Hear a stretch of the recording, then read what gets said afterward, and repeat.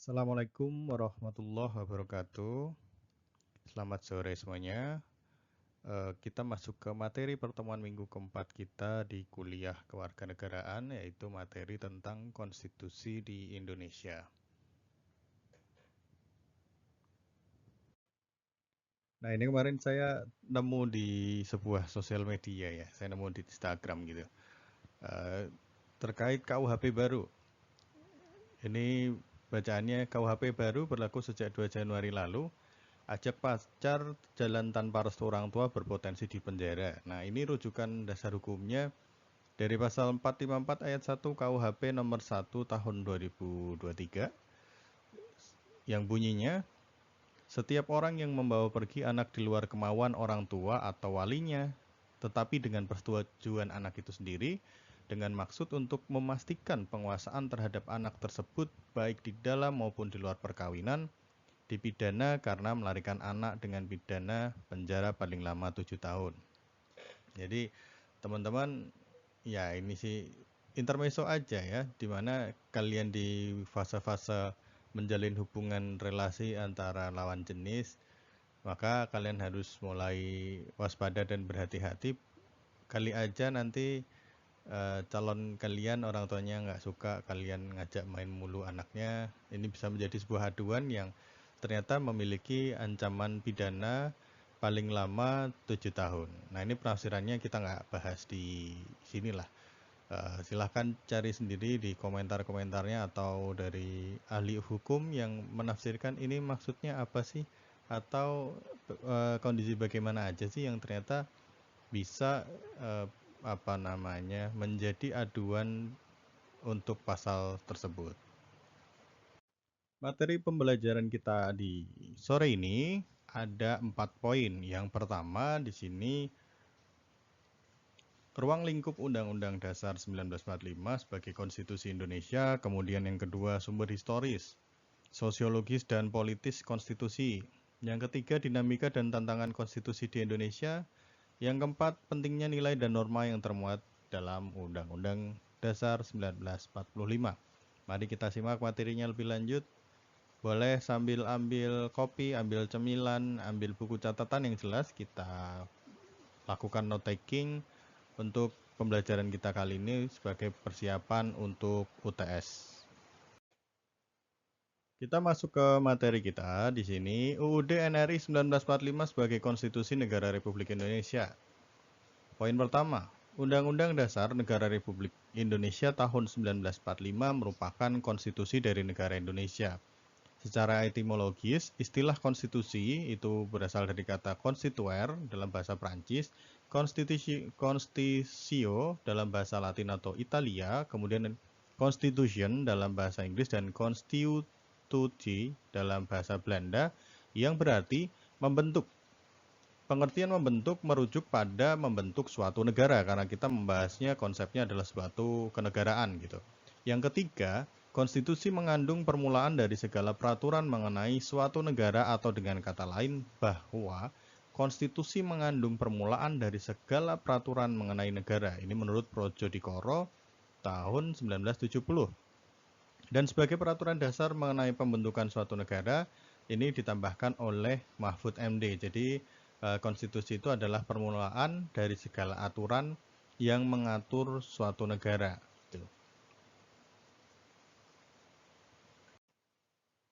Menurut KBBI, konstitusi adalah segala sesuatu ketentuan dan aturan mengenai ketatanegaraan. Dan di dalamnya tentu karena kita merupakan bentuk konstitusi tertulis, untuk Indonesia berlaku Undang-Undang Dasar suatu negara itu. Di sini kita membahas Undang-Undang Dasar Negara Republik Indonesia. Kemudian yang poin terakhir, istilah lain dari konstitusi adalah hukum dasar atau aturan dasar. Jadi ini adalah definisi umum terkait apa sih konstitusi itu gitu.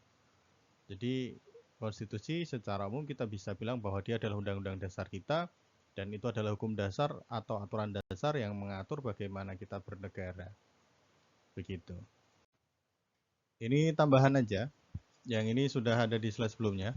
Kemudian di poin bawahnya, konstitusi adalah hukum yang lebih tinggi atau bahkan paling tinggi dan paling fundamental sifatnya.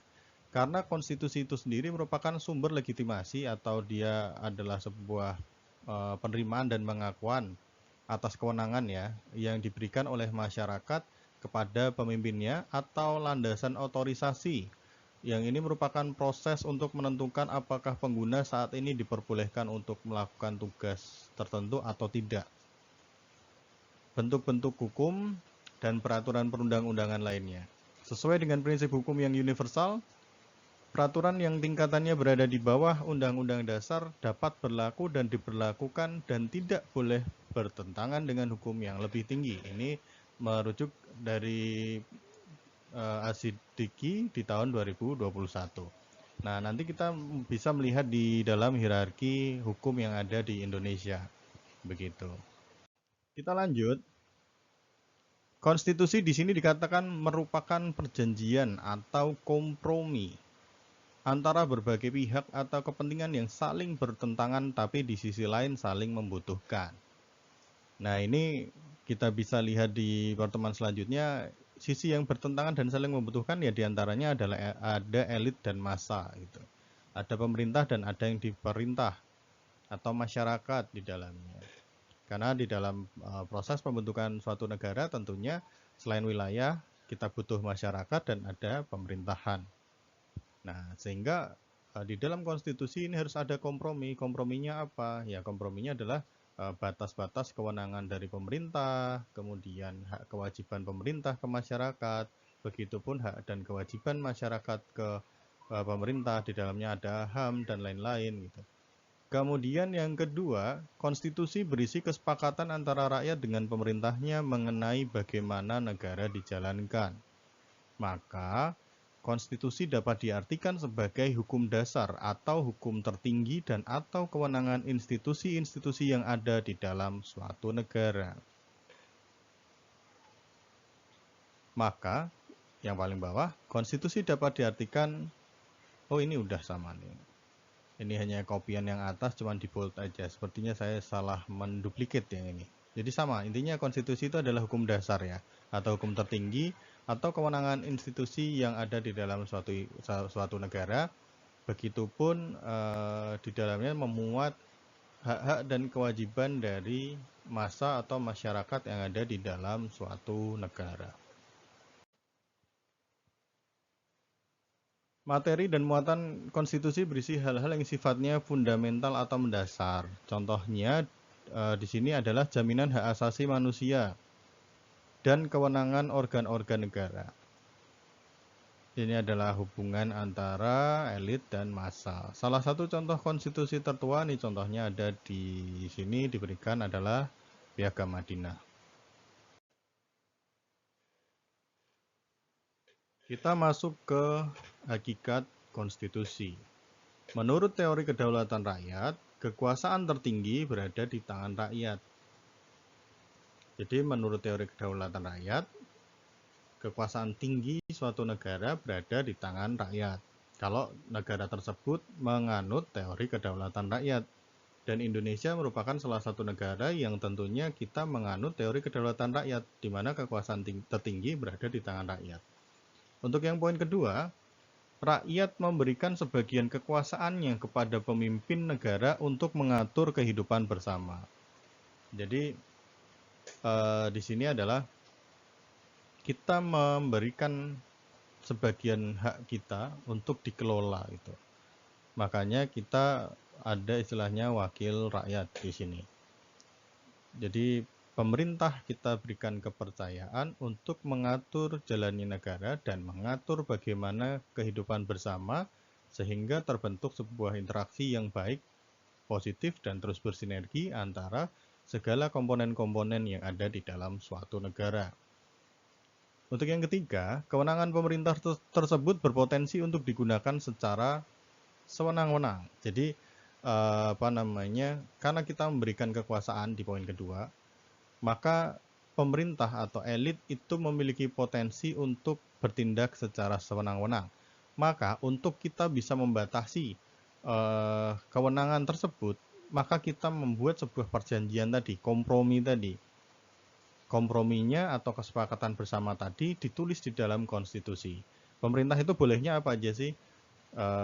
kita kan membagi pemerintah jadi 3 ya, jadi ada eksekutif, ada yudikatif, dan ada legislatif. Masing-masing fungsinya apa sih, hak kalian apa sih, kewajiban kalian sebagai pemimpin apa sih, sedangkan kita sebagai masyarakat hak dan kewajiban kita apa sih gitu.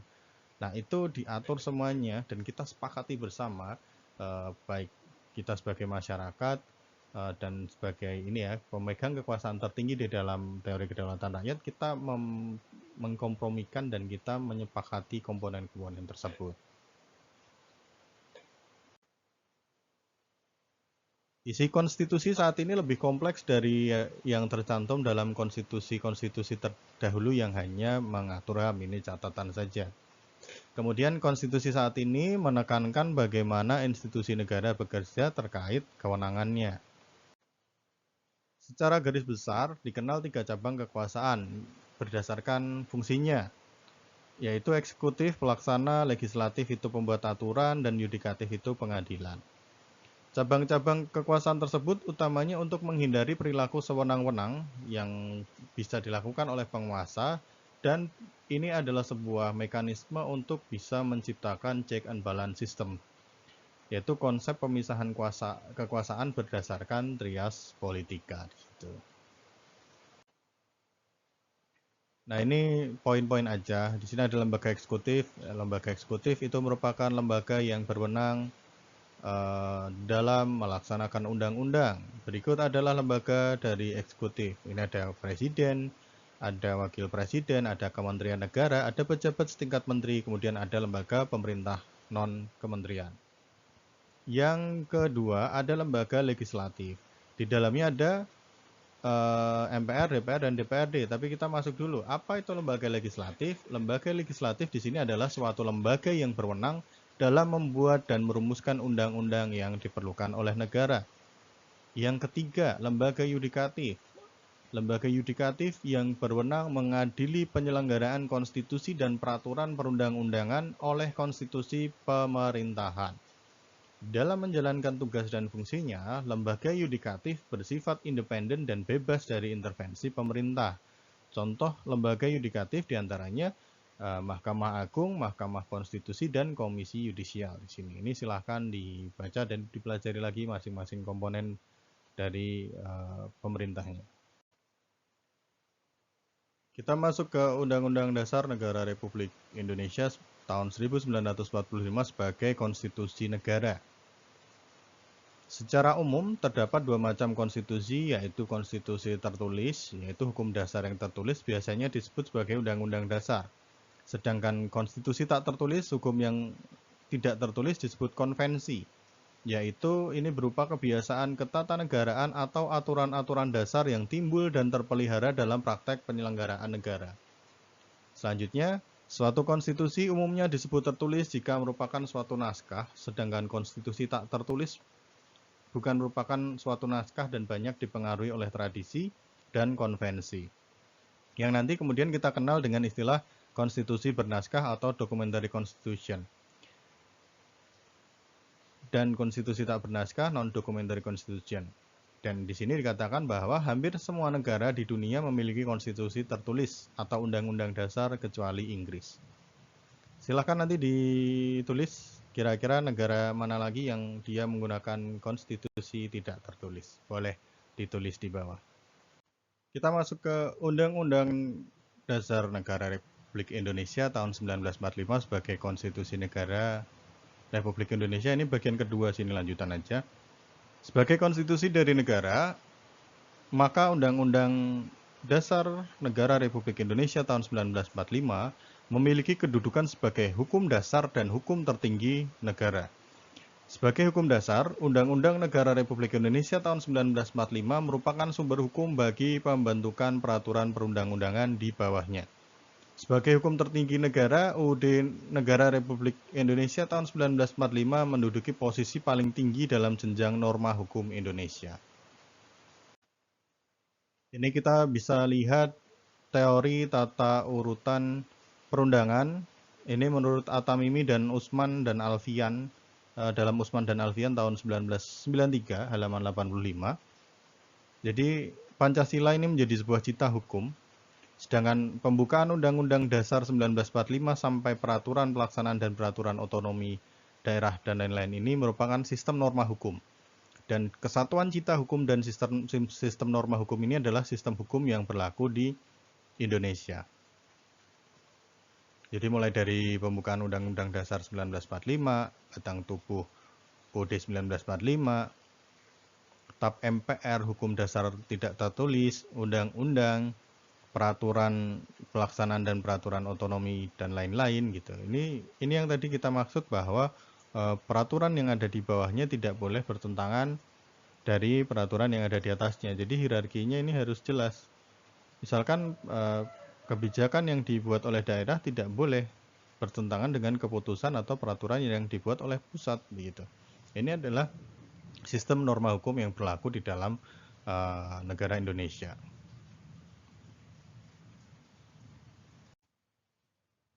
Ini sebuah pertanyaan, mengapa konstitusi itu diperlukan?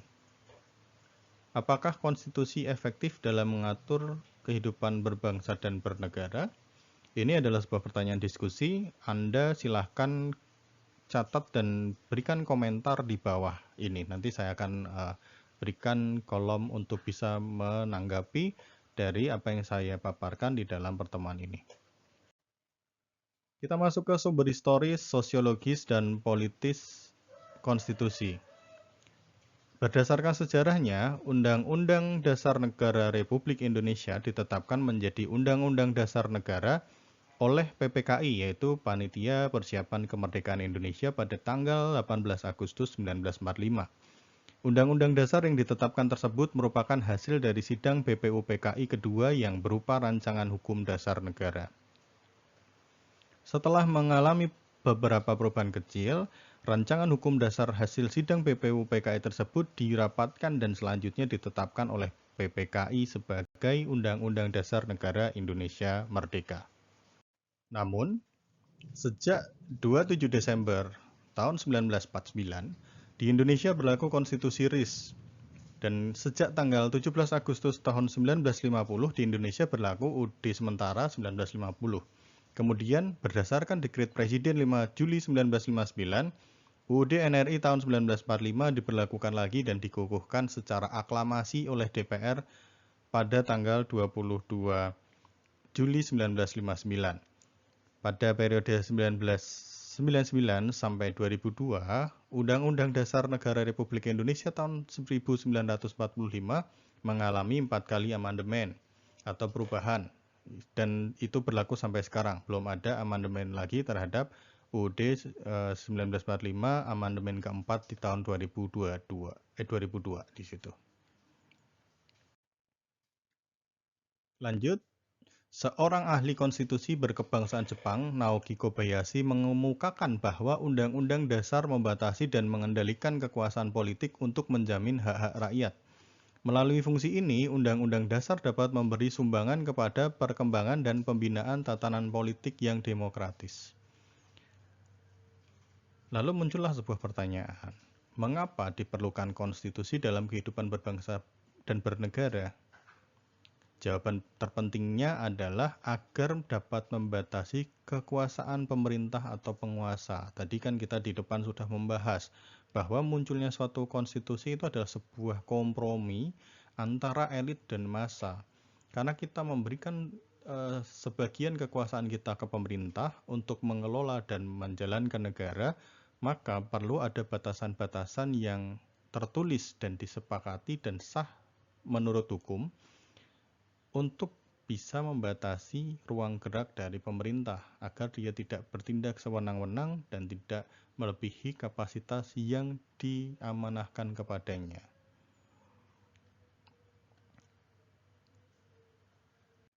Konstitusi negara di satu sisi dimaksudkan untuk membatasi kekuasaan penyelenggara negara dan di sisi lain itu digunakan untuk menjamin hak-hak dasar warga negara. Maka tadi di dalam Undang-Undang Dasar Negara Republik Indonesia sendiri kan komponennya ada bagaimana kita bernegara, bagaimana negara itu berjalan, bagaimana hak dan kewajiban pemerintah dan hak dasar warga negaranya. Maka dapat disimpulkan bahwa berdasarkan sejarah, perkembangan yang terjadi dan sebagai kesepakatan politik bangsa Indonesia menunjukkan bahwa Undang-Undang Dasar Negara Republik Indonesia tahun 1945 memiliki arti penting dan sangat menentukan bagi kelangsungan hidup bernegara. Dengan adanya UUD NRI tahun 1945 ini, negara Indonesia memantapkan diri sebagai constitutional state atau negara konstitusi. Kita masuk ke urgensi konstitusi bagi kehidupan bernegara. Di sini kita akan membahas terkait mengatur hak dan kewajiban masing-masing. Hak warga negara untuk mendapatkan pendidikan itu telah dijamin oleh Konstitusi Pasal 31 Ayat 1 UUD 1945. Ini di sini kewajiban negara menjamin pemenuhannya, misalnya membangun sekolah. Untuk yang kedua, mengeluarkan suatu peraturan yang bertentangan hak asasi yang dijamin dalam konstitusi. Itu dapat dilakukan judicial review. Jadi kalau misalkan pemerintah mengeluarkan suatu peraturan yang itu melanggar HAM, maka itu dapat dilakukan judicial review. Pemerintah tidak dapat sewenang-wenang ketika mengeluarkan peraturan. Ini adalah amanah konstitusinya seperti itu. Jadi di sini dikatakan bahwa urgensi konstitusi itu agar warga negara dan penyelenggara negara mengetahui hak dan kewajibannya, menegakkan dan merawat konstitusi sesuai perannya sehingga dapat tercapai tujuan konstitusi. Ini beberapa komponen di dalam undang-undang ya. Tujuan negara itu tertulis dan tertuang di dalam pembukaan yang bunyinya, kemudian daripada itu untuk membentuk suatu pemerintah negara Indonesia yang melindungi segenap bangsa Indonesia dan seluruh tumpah darah Indonesia, dan untuk memajukan kesejahteraan umum, mencerdaskan kehidupan bangsa, dan ikut melaksanakan ketertiban dunia yang berdasarkan kemerdekaan, perdamaian abadi, dan keadilan sosial. Lalu yang kedua, kewenangan organ negara atau cabang kekuasaan di sini ini diatur pada pasal 3 ayat 1 UUD NRI 1945 yang berisi kewenangan Majelis Permusyawaratan Rakyat atau MPR, kewenangan mengubah dan menetapkan Undang-Undang Dasar 1945. Jadi yang memiliki wewenang untuk mengubah UUD 1945 adalah MPR. Kemudian kekuasaan eksekutif ini oleh Presiden. Ini tertuang pada pasal 4 ayat 1 Undang-Undang Dasar. Lalu cabang kekuasaan legislatif DPR pasal 20 ayat 1 UUD. Yang keempat, cabang kekuasaan yudikatif MA dan MK. Yang ketiga, di sini ada jaminan hak asasi manusia tertuang dalam pasal 28A sampai 28C UUD. Ini resume ya sebenarnya dalam bentuk grafik.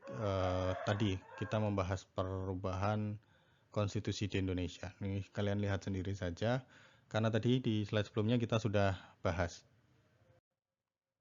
Kemudian proses perubahan UUD 1945, di sini ada tuntutan reformasi antara lain amandemen UUD 1945, penghapusan doktrin dui fungsi ABRI, penegakan hukum HAM dan pemberantasan KKN, otonomi daerah, kebebasan pers, mewujudkan kehidupan demokrasi. Nah, ini sebelum perubahan itu strukturnya seperti ini: pembukaan, batang tubuh, 16 bab, 37 pasal, 49 ayat, 4 pasal aturan peralihan, 2 ayat aturan tambahan dan penjelasan. Untuk latar belakang perubahan di sini dijelaskan bahwa kekuasaan tertinggi di tangan MPR, kekuasaan yang sangat besar pada Presiden, pasal-pasal yang terlalu luas sehingga dapat menimbulkan multitafsir, kewenangan pada Presiden untuk mengatur hal-hal penting dengan undang-undang, lalu rumusan UUD 1945 tentang semangat penyelenggara negara belum cukup didukung ketentuan konstitusi. Yang di sini tujuan perubahan untuk menyempurnakan aturan dasar negara mengenai tatanan negara, kedaulatan rakyat, HAM, kemudian pembagian kekuasaan, kesejahteraan sosial, eksistensi negara dan demokrasi, dan negara hukum itu. Hal-hal lain sesuai dengan perkembangan aspirasi dan kebutuhan bangsa. Dasar yuridisnya di sini ada pasal 3 UUD 1945, pasal 37 UUD 1945, TAP MPR nomor 9 garis miring MPR 1999, TAP MPR nomor 9 MPR garis miring 2000, kemudian TAP MPR nomor 11 garis miring MPR garis miring 2001, Ini kesepakatan dasarnya di antara lain tidak mengubah pembukaan UUD 1945, tetap mempertahankan negara kesatuan Republik Indonesia, mempertegas sistem presidensial, penjelasan UUD 1945 yang memuat hal-hal normatif akan dimasukkan ke dalam pasal-pasal perubahan dilakukan dengan cara adendum. Kemudian sidang MPR, sidang umum MPR 1999 tanggal 14 sampai 21 Oktober 1999, kemudian sidang tahunan MPR 2000 tanggal 7 sampai 18 Agustus 2000, kemudian sidang tahunan MPR 2001 tanggal 1 sampai 9 November 2001, yang terakhir di sini sidang tahunan MPR 2002 tanggal 1 sampai 11 Agustus 2022. Ini adalah tanggal-tanggal amandemen UUD 1945. Hasil perubahannya apa? Ini ada pembukaan tidak berubah sesuai dengan kesepakatan dasar. Kemudian pasal-pasalnya menjadi 21 bab, 73 pasal, 170 ayat, 3 pasal aturan peralihan, dan 2 pasal aturan tambahan. Ini penilaian keaktifan, silahkan dibaca sendiri, silahkan untuk dicatat dan nanti dituliskan hasilnya. Ini juga sama, silahkan dibaca. Silahkan disimak. Kemudian pertanyaannya adalah, apakah norma baru tersebut memang telah sejalan dengan nilai yang termuat dalam pembukaan UUD NRI tahun 1945? Misalnya, bertalian dengan nilai kerakyatan. Cobalah analisis Anda. Nanti ditulis di komentar lagi. Dinamika dan tantangan konstitusi dalam kehidupan berbangsa negara Indonesia. Di sini tantangan perubahan norma bernegara akan menjadikan adanya perubahan sistem ketatanegaraan pada khususnya dan perubahan di masyarakat Indonesia pada umumnya. Kita masuk ke pentingnya nilai dan norma yang termuat dalam UUD NRI 1945. Nilai atau value dimaknai dengan harga, penghargaan atau taksiran. Nilai merupakan sesuatu yang diinginkan sehingga melahirkan tindakan pada diri seseorang. Ini menurut Mulyana tahun 2004. Nilai itu pada hakikatnya adalah sifat atau kualitas yang melekat pada suatu objek, bukan objek itu sendiri. Suatu itu mengandung nilai, artinya ada sifat atau kualitas yang melekat pada sesuatu itu. Ini menurut Kailan di tahun 2006. Nilai memiliki sifat abstrak, normatif, dan motivator bagi manusia. Sementara itu, norma merupakan kaidah pedoman yang berisi pernyataan, anjuran, atau larangan. Norma merupakan penjabaran dari nilai. Nilai yang abstrak dikonkretkan ke norma atau norma merupakan konkretisasi dari nilai. Dalam hal Pancasila, sila-sila Pancasila pada hakikatnya bukanlah merupakan suatu pedoman yang bersifat normatif atau praksis, melainkan suatu sistem nilai etika yang merupakan sumber norma, moral, dan hukum. Bila hendak dijabarkan dalam tindakan, maka nilai-nilai tersebut dimuatkan dalam norma-norma yang jelas sehingga menjadi suatu pedoman yang konkret dalam operasional. Ini menurut Kailan tahun 2006. Pembukaan UUD NRI tahun 1945 merupakan salah satu bagian dari naskah resmi Undang-Undang Dasar NRI tahun 1945. Bagi bangsa Indonesia, bagian-bagian pembukaan Undang-Undang Dasar NRI tahun 1945 memiliki arti penting. Sedemikian pentingnya sehingga saat terjadinya perubahan Undang-Undang Dasar oleh MPR, bagian ini tidak dilakukan perubahan. Mengapa demikian? Ini kita membahas pentingnya nilai dan norma yang termuat dalam Undang-Undang NRI 1945. Salah satu alasannya adalah bahwa pembukaan Undang-Undang Dasar Negara Republik Indonesia tahun 1945 sebagai naskah proklamasi yang terinci dan sebagai penjelmaan dari proklamasi kemerdekaan 17 Agustus 1945. Berdasar ilmu hukum, pembukaan UUD tahun 1945 tersebut memenuhi syarat bagi adanya suatu tertib hukum di Indonesia dan sebagai pokok kaidah negara yang fundamental dengan memuat di dalamnya dasar negara Pancasila. Dengan kedudukan yang demikian, pembukaan UUD NRI tahun 1945 memiliki hakikat kedudukan hukum yang kuat, bahkan secara yuridis tidak dapat diubah. Terlekat pada kelangsungan hidup bernegara. Itu adalah sifat dari pembukaan Undang-Undang Dasar Negara Republik Indonesia tahun 1945. Jadi dia tidak dapat diubah dan terlekat pada kelangsungan kehidupan berbangsa dan bernegara. Oleh karena itu, mengubah pembukaan UUD NRI tahun 1945 tentu akan mengubah fondasi dasar dan ketatanegaraan Republik Indonesia di situ. Masih lanjut di pentingnya nilai dan norma yang termuat dalam UUD 1945, pembukaan Undang-Undang Dasar Negara Republik Indonesia tahun 1945 memuat cita-cita kenegaraan dan cita-cita hukum. Yang selanjutnya dijabarkan dalam pasal-pasal Undang-Undang ini di MPR RI 2012, pembukaan Undang-Undang NRI tahun 1945 berisi nilai-nilai, pernyataan luhur dan cita-cita dari bangsa Indonesia. Keempat alinea dalam pembukaan tersebut syarat dengan nilai dasar berbangsa dan bernegara. Nilai-nilai itu bukan hanya 5 nilai dasar Pancasila yang termuat dalam alinea 4, tetapi ada dalam nilai-nilai dasar lain, seperti nilai yang termuat dalam alinea 1, 2, dan 3. Nah, ini tugas. Menurut kalian nilai apa yang terkandung di masing-masing alinea? Nanti silahkan dituliskan di bawah, di kolom diskusi yang di bawah. Nanti saya akan sematkan. Silahkan dikomentarin. Pentingnya nilai dan norma yang termuat dalam UUD NRI 1945. Di sini norma-norma dalam UUD NRI tahun 1945 menjadi pedoman untuk dilaksanakan dalam praktik penyelenggaraan bernegara. Oleh karena UUD NRI 1945 sebagai hukum dasar berisi norma-norma pokok dan garis besar, maka umumnya dijabarkan atau disusun undang-undang yang berisikan norma-norma hukum yang lebih praktis dan terperinci. Suatu undang-undang berisi norma hukum yang lebih operasional di suatu bidang, misal pendidikan, kesehatan, sosial, dan sebagainya. Contoh, ada Undang-Undang Nomor 11 Tahun 2019 tentang Sistem Nasional Ilmu Pengetahuan dan Teknologi. Ini contoh aja. Ini kita berbagi semangat aja. Ini saya mengutip dari kata-kata Soekarno sebagai Presiden pertama Indonesia. Di sini, beri aku 1000 orang tua, niscaya akan kucabut Semeru dari akarnya. Beri aku 10 pemuda, niscaya akan kugunjang dunia.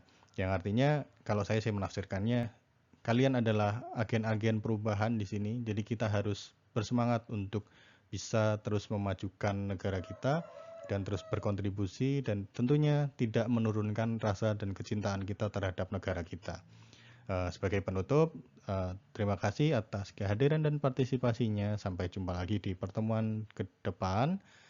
Terima kasih, selamat sore semuanya. Assalamualaikum warahmatullahi wabarakatuh.